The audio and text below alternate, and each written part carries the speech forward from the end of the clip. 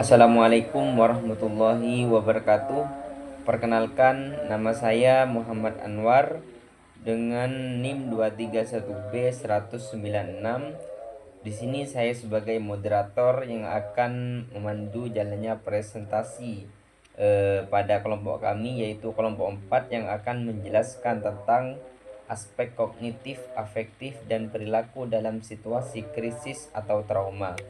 Di sini terdiri dari 6 anggota. Yang pertama yaitu saya sendiri, terus dengan kelompok saya Muhammad Abdul Jamil dengan NIM 231B194, dan Firda Farhania dengan NIM 231B110103, dan Renatul Hasanah 231B196, dan ada Firly Alistaginanti dengan NIM 231B199, dan yang terakhir ini Rohman dengan NIM 231B195. Di sini saya sebagai moderator ya akan menjelaskan terkait yang pertama yaitu pendahuluan. Pendahuluan saya di sini yaitu krisis atau trauma memengaruhi cara individu berpikir kognitif, merasakan afektif, dan bertindak perilaku. Respon ini berdampak jangka panjang pada kesehatan mental. Terus selanjutnya yaitu aspek kognitif. Sulit berpikir logis atau memori terganggu, maksudnya pikiran kita terganggu gitu. Dan selanjutnya itu sulit berkonsentrasi dengan suatu pelajaran begitu. Sulit, intinya itu sulit konsentrasi. Dan yang terakhir yaitu pandangan negatif terhadap diri dan dunia. Memandang dunia itu dan diri kita itu selalu berpikir negatif gitu. Baik, untuk selanjutnya saya serahkan kepada kelompok saya dengan Rohman. Dipersilahkan untuk menjelaskan tentang aspek afektif.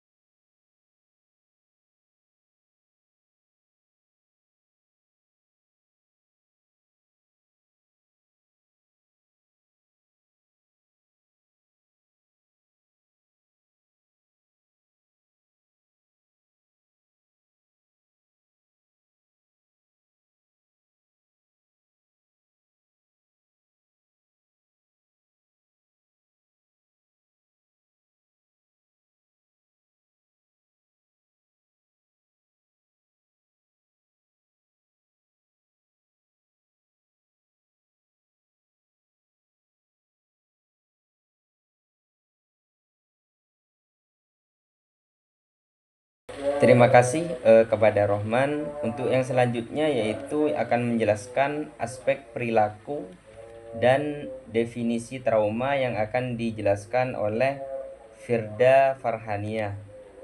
Yang selanjutnya yaitu aspek perilaku trauma. Aspek perilaku trauma ada 3, yaitu yang pertama menarik diri.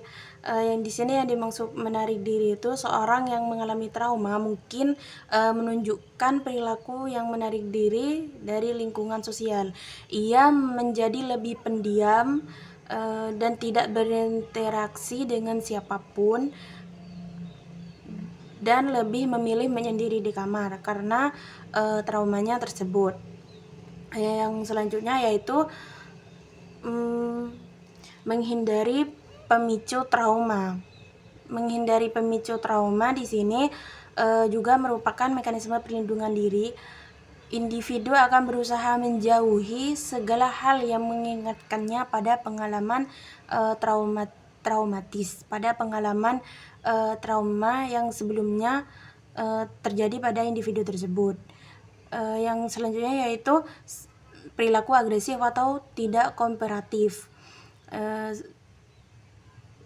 Individu seringkali merupakan bentuk aspek diri dari tekanan batin yang tidak dapat disampaikan dengan kata-kata.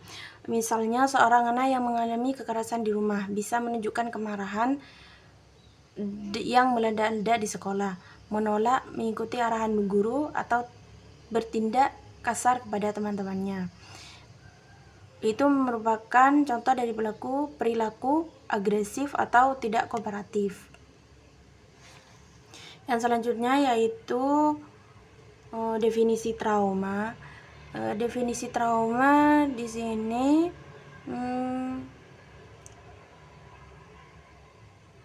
seorang yang mengalami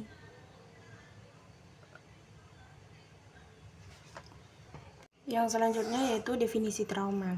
Di sini definisi trauma merupakan respon emosional yang mendalam dan kompleks terhadap peristiwa yang mengerikan atau mengancam, seperti kekerasan fisik, kecelakaan serius, atau bencana alam. Ketika seseorang mengalami trauma semacam ini, tubuh dan pikirannya bereaksi secara spontan sebagai bentuk perlindungan diri. Reaksi ini bisa muncul dalam berbagai bentuk, mulai dari rasa takut yang intens, kebingungan, hingga ketidakberdayaan yang parah. Trauma tidak selalu tampak dari luar, dan seringkali orang yang mengalaminya tampak baik-baik saja. Namun, di balik sikap tenangnya, mungkin ada pergolakan batin yang belum terselesaikan. Oleh karena itu, penting untuk memahami bahwa trauma bukanlah tanda kelemahan, melainkan reaksi manusiawi terhadap sesuatu yang terlalu berat untuk ditanggung orang lain atau untuk ditanggung diri sendiri. Baik, untuk slide selanjutnya yaitu yang akan disampaikan ya tentang gejala trauma anak dan jenis-jenis trauma yang akan disampaikan oleh Firly Aliftaki. Nanti kepadanya dipersilahkan.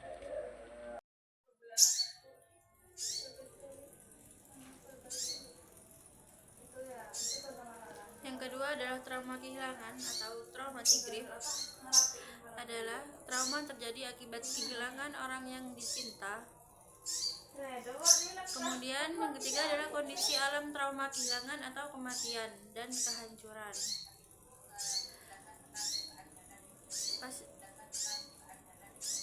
Dalam kata lain, sifatnya tragedi yang menyebabkan kematian dan kehilangan berbagai kondisi dalam 3 kategori trauma, yaitu trauma bahaya, trauma kehilangan, dan trauma karena tanggung jawab. Yang keempat adalah stres dan trauma stres. Sebagian dari stres adalah elemen dalam kehidupan yang menjadi rutinitas harian. Bahkan suatu kejadian yang gairah juga akan mendatangkan stres, dan kadang-kala individu terlalu terangsang dan menjadi tidak nyaman.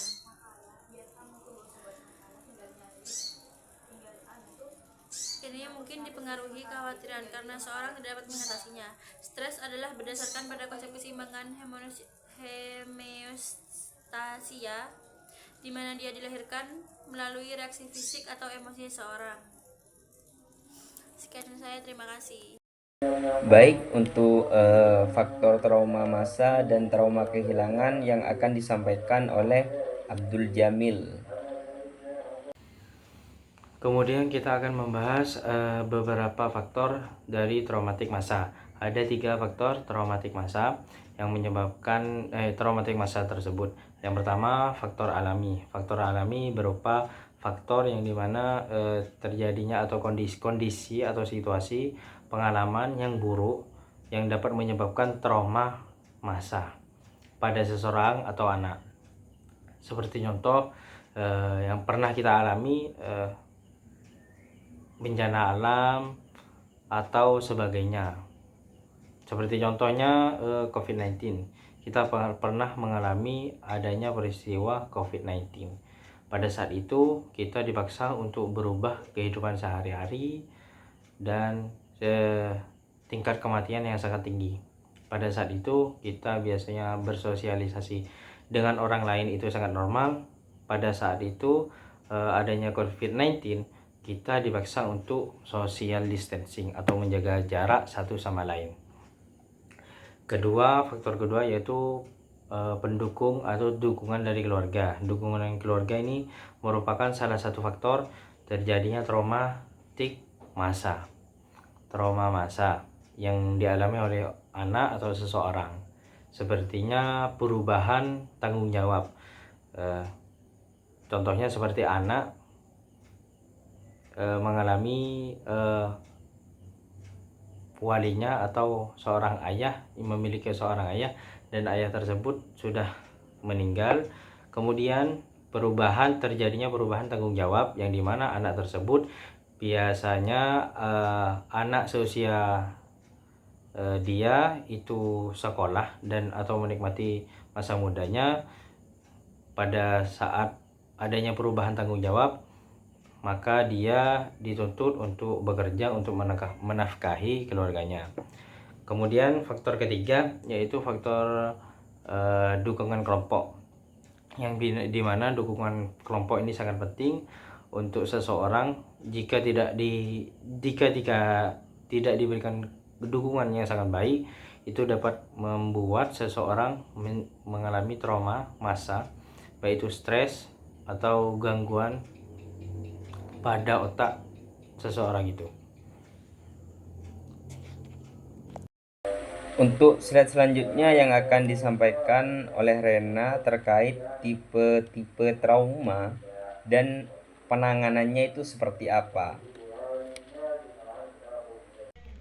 Baik, dengan saya Renatul Lasana, NIM 231B199 akan menjelaskan tentang tipe trauma dan penanganannya. Yang pertama yakni trauma kronis. Trauma kronis terjadi akibat paparan terhadap pengalaman traumatis yang berulang atau berkepanjangan. Contohnya yakni KDRT dalam rumah tangga, pelecehan seksual atau fisik berulang, perundungan, bullying. Ciri-cirinya yakni kecemasan atau ketakutan terus-menerus, perasaan tidak aman walau dalam situasi aman. Cara penanganannya yakni dengan dukungan sosial dan lingkungan, seperti membentuk jaringan aman di dalamnya yaitu keluarga, komunitas, dan kelompok pendukung. Yang kedua yakni tipe trauma kompleks atau berkepanjangan.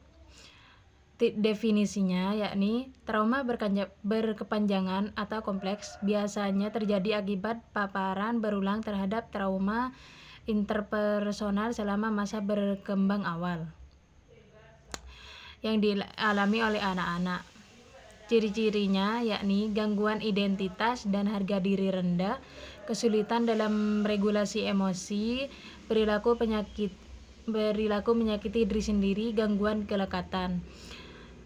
Untuk menangani yakni bisa melalui dengan intervensi multidisipliner yaitu dengan psikolog, psikiater, pekerja sosial, dan keluarga terlibat bersama dalam pemulihan. Yang kedua yaitu program terstruktur, program rehabilitasi trauma jangka panjang seperti residential treatment atau day hospital. Mungkin itu yang hanya bisa saya sampaikan, selanjutnya akan dijelaskan oleh teman saya.